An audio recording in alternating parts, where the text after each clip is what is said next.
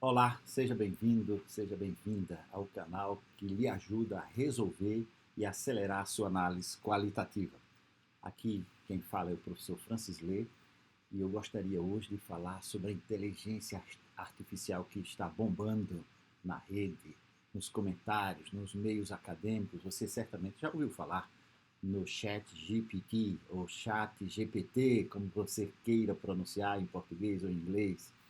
É isso que nós vamos falar hoje. Será que é possível fazer a minha análise de conteúdo, né? A minha análise qualitativa usando essa inteligência artificial, ou pelo menos sendo auxiliado por elas? Quais são as vantagens, as desvantagens, as limitações? Bem, fica comigo até o final deste vídeo que eu vou falar diretamente sobre isso, tá? Detalhadamente. Nós vamos abrir o chat GPT, vamos fazer alguns ensaios que eu fiz aqui previamente para testar, também é novidade para mim. É, e eu gostaria que você compreendesse então todas as vantagens e as limitações disso, tá? Se você não é inscrito no canal, se inscreva. Se esse vídeo apareceu pela primeira vez aí no seu YouTube, por favor, assine o canal, acione o sino das notificações, deixe um joinha, essas coisas que os YouTubers pedem, tá? Mas se você é meu aluno, não tem a obrigação de fazer tudo isso, porque certamente nós vamos ter este ano muitos vídeos para poder fortalecer a sua compreensão e a sua prática de análise qualitativa, seja qual for a técnica que você use, tá? Bem, sem mais delongas, vamos então, eu vou partilhar a tela com você aqui e vamos partir para esta tela aqui, onde eu vou falar sobre o chat GPT. Vamos alternar aqui em chat GPT e chat GPT. É simples, tá? Você entrar lá em chat.openai.com, você encontra aqui já no YouTube alguns tutoriais, como abrir a conta. É muito simples, dá para abrir a conta com tua conta do Gmail mesmo e é rápido e tal. Quando você entra, a estrutura básica do Chat GPT é esta aqui, tá? Aqui do meu lado esquerdo, tem todas as conversas. Funciona como se fosse um chat de uma pessoa, né? Como se fosse a lista de conversa do teu WhatsApp. E aqui embaixo, tá? Tem aqui a linha onde você escreve e a setinha onde você envia sua pergunta, sua conversa. Você conversa diferente do Google, né? Você conversa como se estivesse conversando com uma pessoa, tá? Essa parte não vai estar no seu, porque isso aqui é um plugin que eu coloquei, tá? Daqui a pouco eu posso falar dos plugins. Mas eu coloquei nessa tela aqui, que é a primeira tela que vai aparecer, que ele fala de exemplos, tá? 3 exemplos genéricos, por exemplo. Você pode pedir para explique o que é análise qualitativa. Né? Faça um resumo do livro da Bardan. Né? Dá para pedir coisas desse tipo. Pode pedir um código, né? JavaScript, HTTP, os programadores ficaram bem apavorados, alguns deles, né? Ah, vai substituir? Não, não vai substituir assim tão rapidamente, mas as coisas estão mudando, tá? E é importante que os pesquisadores, os educadores, todas as áreas, né, na área da saúde, que faz pesquisa qualitativa, compreenda essa capacidade. Então, aqui ele mostra nessa segunda coluna aqui, a capacidade, tá? Que o chat GPT tem, tá? E aqui, na última, as limitações. Era bom que você pudesse compreender pelo menos essas 3 limitações, tá? Ele diz aqui que você pode, a inteligência artificial pode, ocasionalmente, gerar informações incorretas. Também ela pode gerar alguns conteúdos ofensivos. Por quê? Porque ele é alimentado com os dados da própria internet, tá? E, claro, até 2021. Então, tudo que aconteceu de 2021 para cá está fora disso. Isso é o básico. Claro, se você instalar esse plugin aqui, tá? Eu vou clicar, ele está desligado aqui, eu posso clicar nesse botãozinho aqui, ligar esse plugin. Esse plugin, clicando nele, é esse aqui, o Web Chat GPT, tá? Esse Web Chat GPT é uma extensão do Google Chrome, então só funciona no Google Chrome. e ele pode usar a potencialidade do ChatGPT, então, aqui dentro. Tem outro plugin também que eu uso, que eu gosto muito, que é esse aqui, o AIPRM, tá? GPT Prompts. O que são prompts? Essa é a grande... Prompts são os comandos, né? Ou seja, o que é que você pergunta aqui, né? Eu fiz uma tese de doutoramento na área de questionamento, como incentivar o questionamento dos seus alunos. Aqui, deixa-me falar uma coisa muito importante diretamente aqui na câmera para vocês. Não sei se era Picasso que dizia, uma pessoa famosa aí, dizia assim, os computadores, isso, há muitos anos atrás ele dizia isso, né? Os computadores são inúteis, eles só sabem dar respostas. E agora com essa popularização da inteligência artificial, esse acesso fácil a essa inteligência, eu me lembrei disso, tá? Os computadores, eles são burros, né? Eles só sabem dar respostas. Quem faz as perguntas? Quem faz o prompt? O prompt é aquele cursor que pisca na tela, né? O start faz a pergunta, são pessoas inteligentes, tá? Então, é importante que você possa compreender que o que você escreve aqui vai condicionar a resposta, tá? É por isso que já existe, então, esses prompts. Claro que a maioria desses prompts está na, na área de tecnologia, design, copyright, produtividade, SEO, sistemas operacionais e tal. Então, são tipo perguntas pré-feitas. Eu quero criar um script no YouTube. Aliás, esse script eu poderia ter pedido, escreva um script para o meu canal, e eu poderia estar lendo esse script criado pelo ChatGPT. Tá? Então, tem vários prompts, ou seja, são conjuntos de comandos ou de perguntas que você pode fazer ao ChatGPT. Tá? Claro, você pode fazer perguntas simples. Essa aqui que eu fiz, o que é análise qualitativa? A análise qualitativa é um método de pesquisas que se encontra... Então, isso é uma pergunta de baixo nível cognitivo. Você não precisava do ChatGPT para responder isso, tá? É uma abordagem não quantitativa, tá? Que se baseia na interpretação e análise de dados não numéricos, como entrevistas, discursos, imagem, entre outros. A análise qualitativa visa compreender o fenômeno social de uma forma profunda e detalhada. Tá tudo correto, tá? Mas se você quiser usar o ChatGPT para aprofundar essa conversa, não recomendo que você, no mesmo chat, fique mudando muito de conversa, porque ele vai interagindo, ele vai aprendendo com você. Tá? É muito importante que você compreenda isso. Então, não muda muito de assunto. Então, o que é análise qualitativa? Quais as principais técnicas de análise? Vamos ver como é que ele responde. Isso é tudo ao vivo, tá? Análise qualitativa. Não combinei nada com o ChatGPT sobre que tipo de resposta ele vai dar para minha. Mas olha, foi bom que tenha acontecido esse erro, porque muitas vezes está super congestionado. Quando isso acontece, você copia a sua pergunta, dá uma reiniciada aqui no ChatGPT, ele atualiza, está sendo muito acessado, tem determinadas horas que fica praticamente inviável de você aceder nisso, né? Você está pedindo para eu confirmar se eu sou humano. Sim, eu sou humano.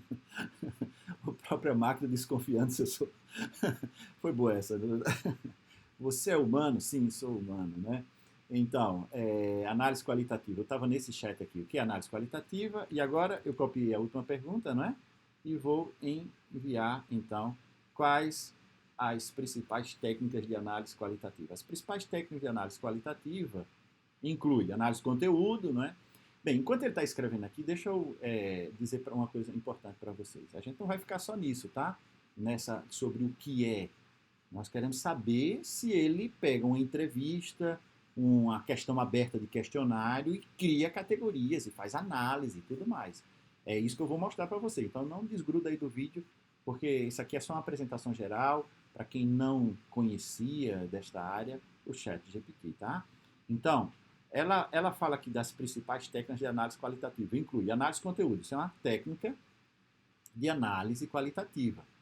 Entrevista não é bem uma técnica, tá? ela é uma forma de recolher dados não numéricos e não estruturados. Tá? Se dissesse assim, entrevista compreensiva, aí sim é uma técnica. Entrevista compreensiva, você não transcreve, só transcreve pequenos trechos e escuta a gravação muitas vezes da entrevista. Então a técnica não é muito difundida no Brasil, mas é chamada entrevista compreensiva, porque é uma maneira de analisar a entrevista, tá? Observação participante, isso não é propriamente uma técnica de análise de dados. Observação participante é mais para a recolha de dados. Embora, que para a gente ser mais aqui correto, a gente sabe que quando a gente está fazendo a entrevista, está fazendo a observação com, é, com, com cadernos ou com técnicas de anotação, né? A gente chama de vista armada ou desarmada, isso já está influenciando na análise, naturalmente. Mas, essencialmente, esses dois, entrevista e observação participante, não são técnicas de análise, são técnicas de recolha de informação, né, de dados não numéricos e não estruturados. Análise do discurso, ok. Análise do discurso.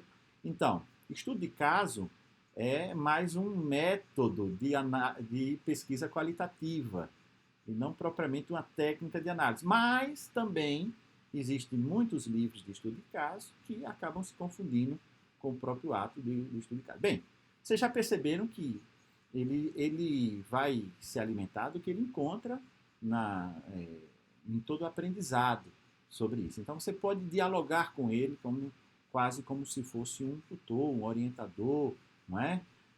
Por exemplo, vamos tentar aprofundar em termos de análise de conteúdo, né? Quais são os principais autores de análise de conteúdo, né? Fazer aqui mais uma pergunta. Veja, isso é uma conversa. Ele leva em consideração o contexto da pergunta anterior. Ele não sai do contexto, tá? Então, é importante que você, no mesmo chat, não fique mudando muito de assunto, porque ele precisa aprender também, tá? Então, análise de conteúdo é uma área interdisciplinar que abrange várias disciplinas, como a sociologia, psicologia, antropologia, comunicação e ciências da informação. Alguns dos principais autores e teóricos associados à análise de conteúdo incluem, veja, os autores de fundamentação de análise de conteúdo, tá? Veja, quando a gente diz que não existe só a Bardan, né? Esses autores concluem de forma significativa, contribuíram de forma significativa para a compreensão de análise de conteúdo, desenvolvendo teorias, métodos para análise de discursos, mídias, cultura e sociedade. Além disso, eles também abordaram questões importantes sobre poder, identidade, representação, linguagem, etc, etc. Isso aqui é a fundamentação teórica, né, para análise de conteúdo propriamente. Ele nem mencionou aqui na lista a Lawrence Bardan. E o que dizer da Lawrence Bardan e a análise de conteúdo? Pronto. Você esqueceu aqui, então vamos ver como é que ele responde. O que dizer da Lawrence Bardan e a análise de conteúdo? Lawrence Bardan é um importante teórico e pesquisador francês. Pesquisadora, né? Veja, a gente tem que saber das coisas, tá? A inteligência artificial, ela não é a verdade, tá bem? Então, ele é conhecido por sua obra, ela, né? Publicada pela primeira vez em 77, é considerado, está correto isso, né? Uma obra-chave para a compreensão da análise de conteúdo como uma disciplina científica. Bardan desenvolveu uma abordagem sistemática e rigorosa, blá, blá, blá. A obra de Bardan é uma referência importante para pesquisadores e etc. Bem, vocês já perceberam que podem, então, mergulhar coisa. Você pode pedir um texto, né? Assim, ó, descaradamente, escreva um texto de um artigo, vamos pedir um artigo de revisão da literatura com citações, veja que eu estou sendo detalhado aqui, ó, com citações sobre análise de conteúdo, tá? Escreva um artigo de revisão da literatura. Se você escrever errado, sem acento e tal, mesmo assim ele consegue ler, tá? Da literatura com citações sobre análise de conteúdo. Vamos ver como é que ele reage. E aí eu paro dessa brincadeira e vamos mostrar aqui os testes que eu fiz sobre análise de conteúdo. É uma técnica de pesquisa altamente utilizada para analisar e interpretar dados verbais e não verbais. Veja, desde sua introdução no início do século XX, a análise de conteúdo tem sido aplicada em várias áreas, incluindo sociologia, psicologia, antropologia, comunicação e ciências da informação. Bardin, 1977. Ela já começou a citar Bardin, né? Ele já percebeu que eu queria que ele me trouxesse coisas de acordo com a Bardin, 1977. A análise de conteúdo é uma técnica de pesquisa que consiste em identificação e categorização de temas e padrões presentes em textos ou dados verbais, blá, blá, blá, blá, blá, blá.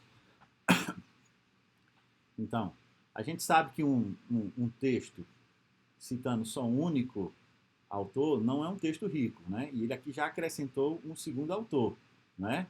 O Krippendorff.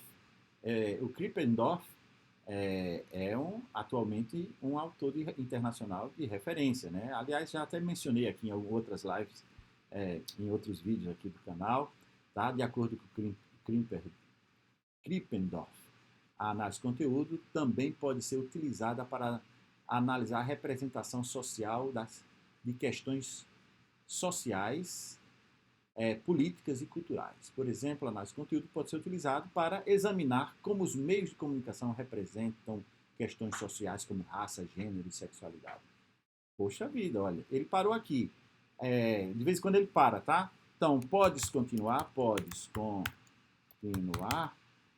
Estavas indo bem. Ou seja, eu posso fazer uma comunicação mais humanizada aqui, né? Como se fosse uma pessoa, né? Então ela continua a escrever o texto e no final faz a lista de referência bibliográfica, tá? Bem, eu sei que vocês não querem, vocês podem fazer esse teste aí, por favor, fiquem à vontade, testem, simplesmente vocês só precisam dar pausa no vídeo, vai lá, faz a mesma frase, ele não vai responder exatamente igual. Depois vocês vão perceber que esse padrão de texto, se as perguntas são muito repetitivas naquela mesma área, ele começa a se repetir algumas ideias e tal. Não, a árvore não cai, ou a fruta não cai muito longe do pé, como vocês sabem. Então, tentem fazer isso em casa, né? Agora eu lembrei daqueles vídeos que diz não tentem fazer isso em casa. Aqui não, aqui a gente diz assim, tentem fazer isso em casa, né? Ok. Em resumo, análise de conteúdo é uma técnica valiosa e amplamente utilizada para analisar a interpretação de verbos verbais. E aí, finalmente, ele escreve então as referências. Por acaso ele fez essa citação em português, ó, e ele citou só 2 referências, né? Se eu pedisse assim, olha, e esse outro autor, e escreva mais, e aprofunde mais sobre isso, eu leio aqui e digo assim, e esse aspecto, quais são as contradições, quais são os autores que divergem disso? Então você pode ir conversando com ele, ele vai trazendo, então um chat que você vai conversando, e ele vai te dando informação, e você vai aprendendo com o chat GPT. Claro, já viram, eu já tive que corrigir, não é? Isso é um assunto que eu domino, algumas coisas aqui, alguns erros, né? Chamou a Bardin de como se fosse um homem, né? Na verdade é uma senhora e etc. Então a gente tem que estar esperto. O ChatGPT não substitui, ele pode ajudar numa introdução, tá? Ok. Então, esse aqui era o prompt, é uma janela que eu fiz para o prompt. E aqui Eu, para não gastar mais tempo ainda, esse vídeo já está longo, era para ser um vídeo assim bem curtinho.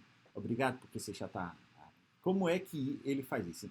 Em termos de gerir dados, né? Você coloca lá os dados, analisa os dados para mim. Eu comecei uma conversa com ele assim: você consegue categorizar textos? Aí ele respondeu assim, tá? Sim, eu sou capaz de categorizar textos usando técnicas de processamento de linguagem natural.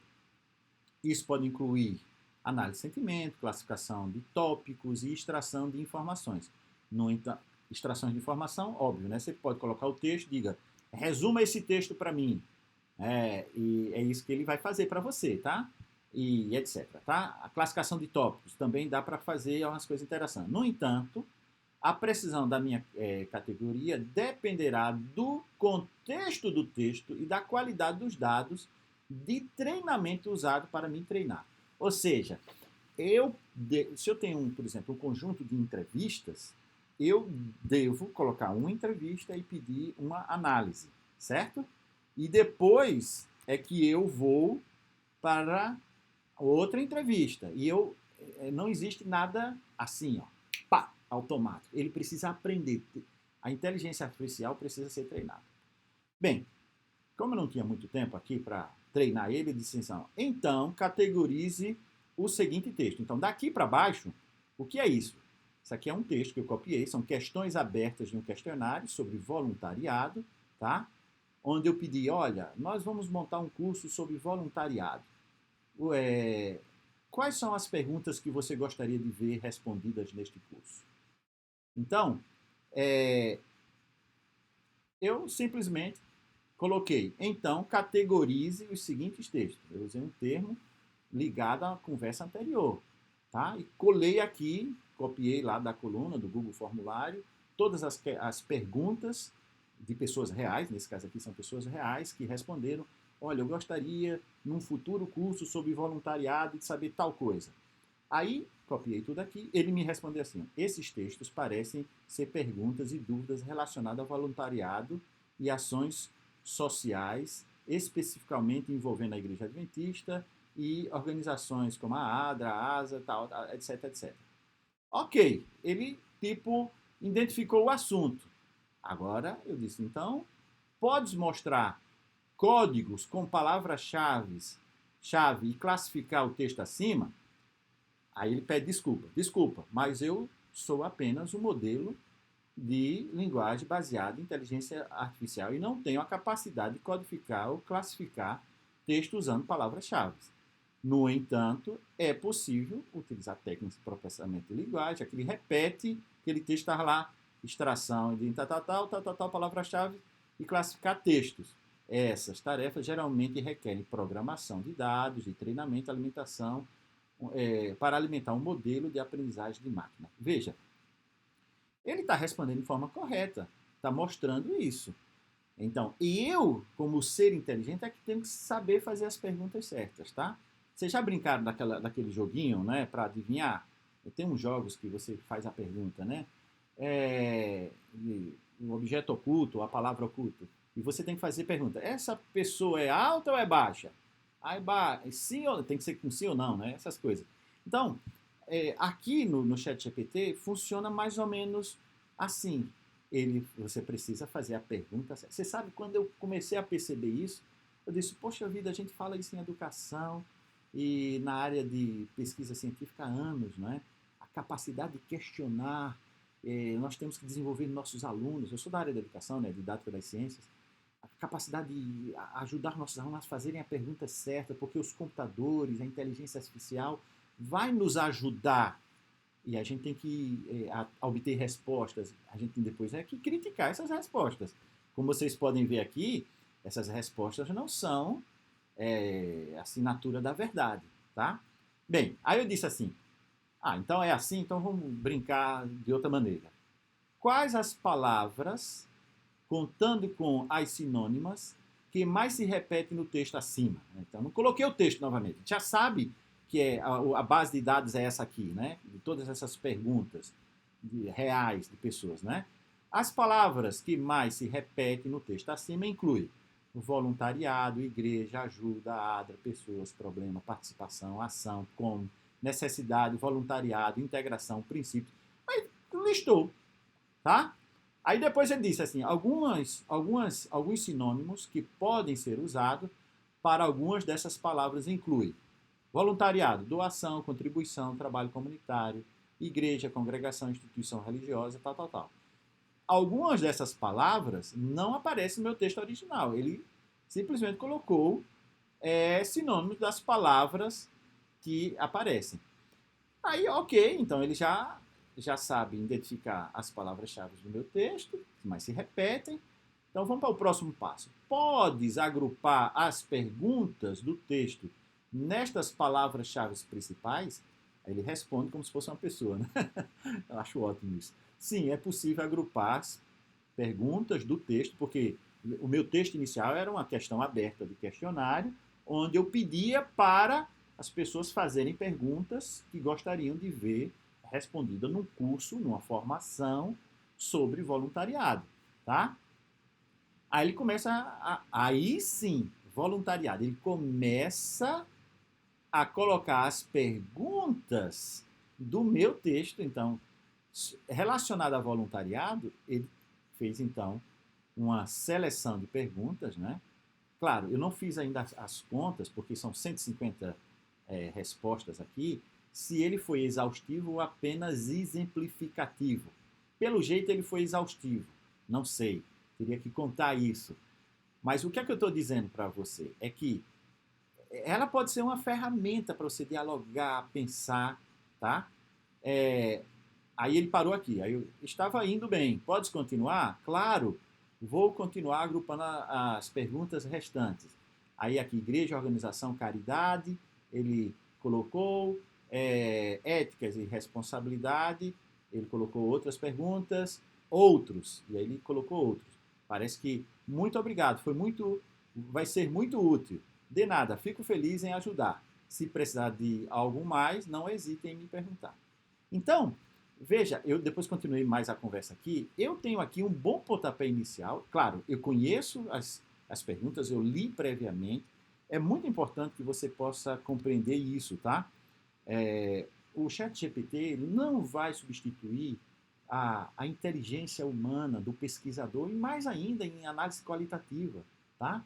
Ele disse corretamente lá naquele primeiro, eu faço algumas coisas, mas eu preciso do contexto. Quem é que sabe do contexto realmente disso, dessas perguntas, desses dados, né? Nesse caso aqui, perguntas sobre voluntariado, né? Que perguntas eu gostaria de ver respondido num futuro curso de voluntariado?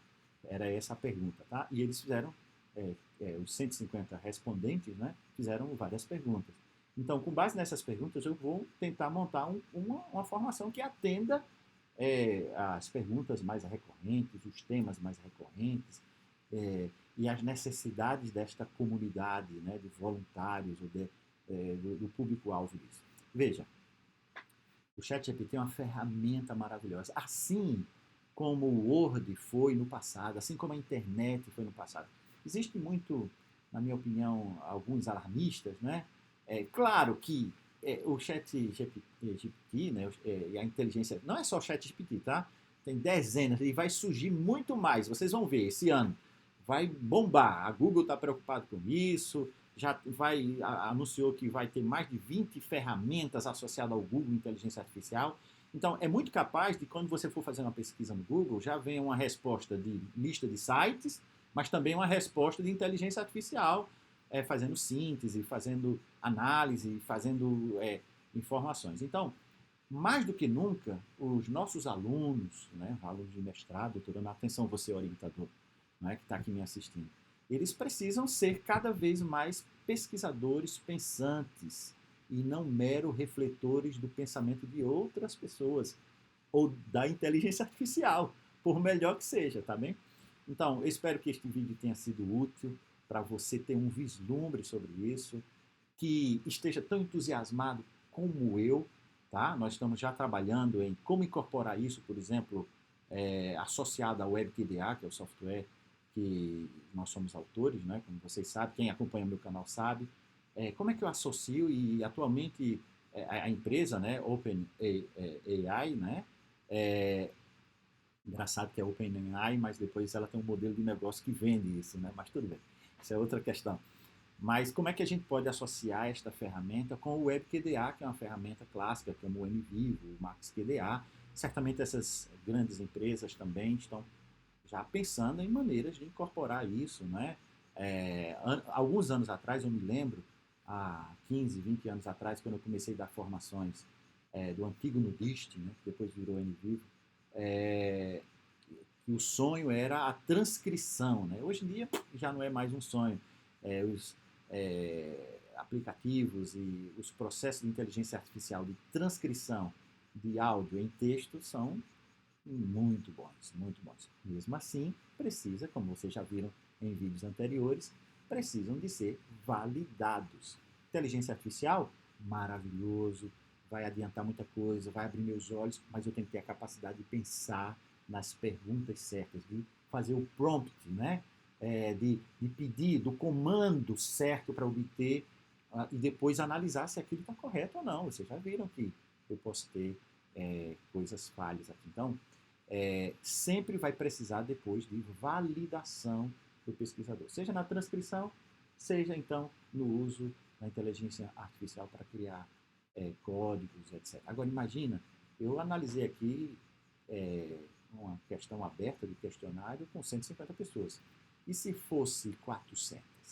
Uau, a inteligência artificial poderia me dar um boom, não é? Eu poderia treinar um modelo com 150, depois eu aplicava isso a 200, a 400, 500 pessoas que me responderam. Então, eu tenho condição, mais do que em qualquer outra época do passado, um sonho para quem faz investigação qualitativa. Antigamente, investigação qualitativa era fazer 10 entrevistas e analisar 10 entrevistas. Dava muito trabalho. Agora, eu posso pensar na dimensão qualitativa com big data, com a quantidade verdadeiramente muito grande. Bem, muito obrigado pela sua atenção. Novamente, não se esqueça de dar o joinha, de se inscrever no canal, essas coisas, tá? Para que você possa ser notificado, então, no próximo vídeo. E coloca aqui embaixo as suas perguntas. O que é que você acha? O ChatGPT vai roubar, vai acabar com o pesquisador qualitativo, né? Vai fazer tudo para você. Me conta lá se você concorda com a minha opinião, se discorda. Não interessa, vamos conversar um pouco aí nos comentários. É muito importante para que a gente possa manter uma comunidade pensante nesta área. Muito obrigado, então, até a próxima e fui!